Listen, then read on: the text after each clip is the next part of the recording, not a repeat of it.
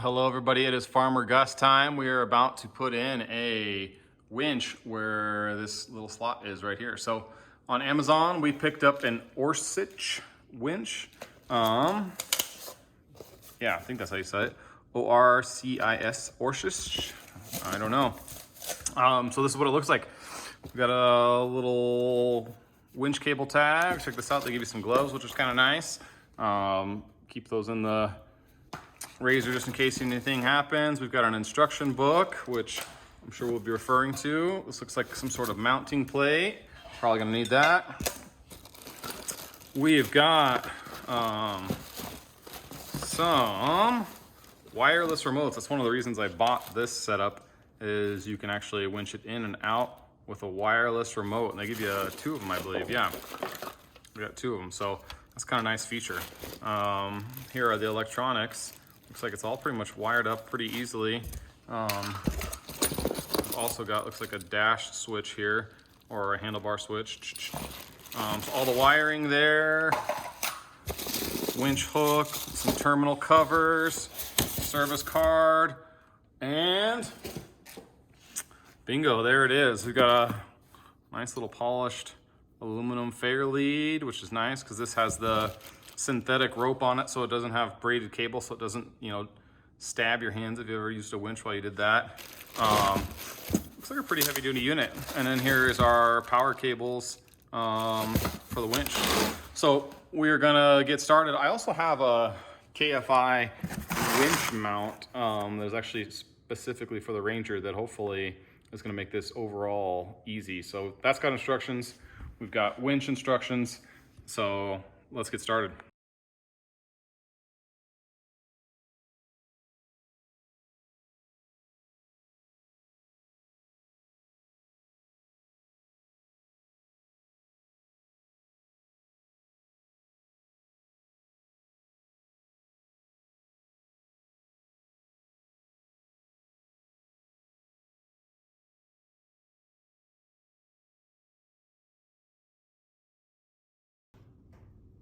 So we've got our winch is actually installed. You can see it in there.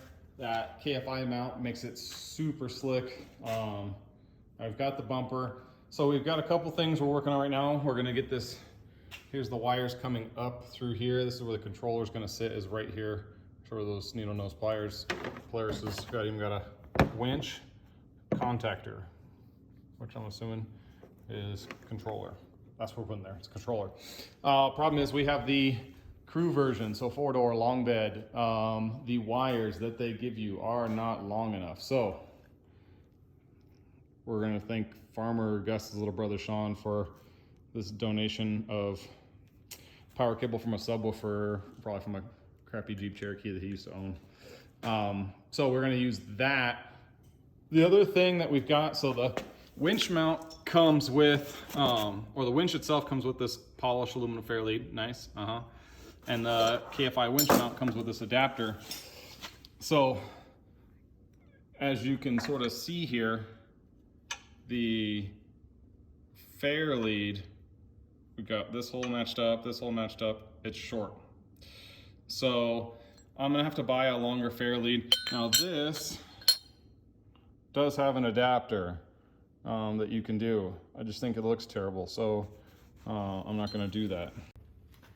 So what we're gonna work on now is running our positive cable from here all the way back. We gotta pull the floorboard there, run it underneath, and run it back to right here. That's the solenoid, I think, for the starter. And you can kind of see down in there, there's also a little ground post right there.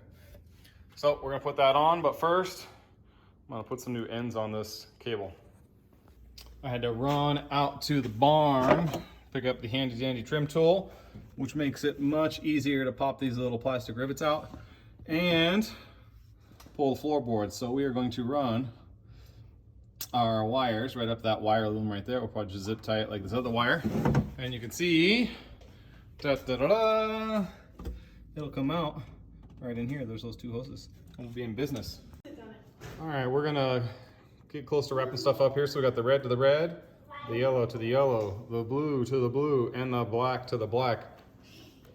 We've got our ground to a little ground block here up front. The red to the power battery cable goes under the floor through the little zip tie things, and bingo, right now it's just sitting here. So in theory, as soon as we connect this to that positive battery terminal there, we are ready to roll. All right, so truth be told, that is not a ground block. So that's part of what our problem was. Actually, that was our only problem. So we ran a new ground wire. Again, we had to go salvage one from speaker days gone by. So we've got our blue and yellow to the winch.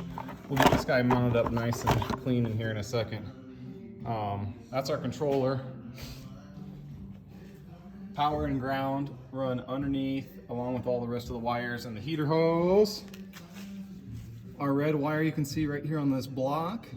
And then that's a ground block for sure. So we should be ready to test.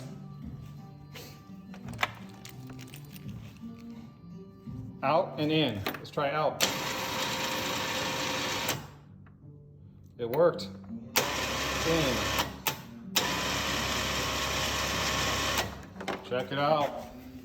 Now let's try one of these handy dandy remotes. They have an off and on button. Power comes on, out. In. Works perfect. So we'll get a new fair lead. I am not gonna mess with this dash mounted switch thing right here. We'll just carry both remotes in the Ranger in the event we need it. We'll use the remotes. If the remotes are dead, I guess we can always pull this thing out and fish it around the side, but I want it to be a nice clean installation, basically not even know it's there. So we're gonna do that. We'll get this winch box mounted and we're done. Overall, not too bad of an install. It took me a little bit longer.